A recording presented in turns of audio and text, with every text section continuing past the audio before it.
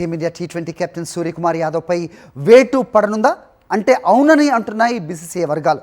సూర్యపై వేటేసి Shreyas అయ్యర్కు T20 captaincy పగ్గాలు అప్పగించే ఆలోచనలో ఉంది బీసీసీఐ. దాదాపు ఏడాది పాటు టీ20లో నంబర్ 1 బ్యాటర్ కొనసాగిన సూర్యకుమార్ ఇప్పుడు 2 అంకెల స్కోర్ చేయడానికి కూడా చాలా కష్టపడుతున్నాడు. కెప్టెన్సీ బాధ్యతలు చేపట్టాక మాత్రం బ్యాటర్గా అతను విఫలమవుతున్నాడు. దీంతో సూర్యను కెప్టెన్గా తప్పించే యోచనలో ఉంది బీసీసీఐ. వచ్చే 2 టీ20 ప్రపంచ కప్లను దృష్టిలో ఉంచుకుని బోర్డు జట్టును సిద్ధం చేయాలనే ఆలోచనలో ఉంది. దీంతో సూర్య స్థానంలో మరో ముంబై ఆటగాడు శ్రేయస్ అయ్యర్ను కెప్టెన్గా నియమించేందుకు భారత క్రికెట్ బోర్డు ఆసక్తి చూపిస్తున్నట్లుగా వార్తలు వస్తున్నాయి. టీ20లో నంబర్ 4 స్థానానికి అయ్యర్ సరైన ప్రత్యామ్నాయమని బీసీసీఐ వర్గాలు భావిస్తున్నాయి.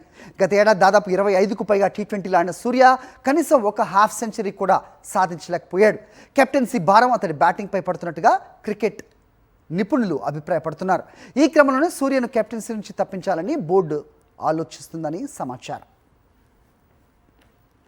శ్రేయస్ అయ్యర్ ఇప్పటివరకు జాతీయ జట్టుకు సారథ్యం వహించినప్పటికీ దేశవాళీ క్రికెట్తో పాటు ఐపీఎల్లో కెప్టెన్గా అతనికి మంచి అనుభవం ఉంది. శ్రేయస్ ప్రస్తుతం పంజాబ్ కింగ్స్ జట్టుకు నాయకత్వం వహిస్తున్నాడు. అంతకుముందు ఐపీఎల్ 2024 సీజన్లో కేకేఆర్ను అయ్యర్ ఛాంపియన్గా నిలిపాడు. గత సీజన్లో పంజాబ్ కింగ్స్తో ఫైనల్ చేర్చాడు. ఈ ఏడాది కూడా అతని సారథ్యంలో పంజాబ్ జట్టు అద్భుత విజయాలతో దూసుకెళ్తోంది. దీంతో అయ్యర్కు జాతీయ జట్టు నడిపించే సత్తా కూడా ఉందని క్రికెట్ పండితులు అభిప్రాయపడుతున్నారు.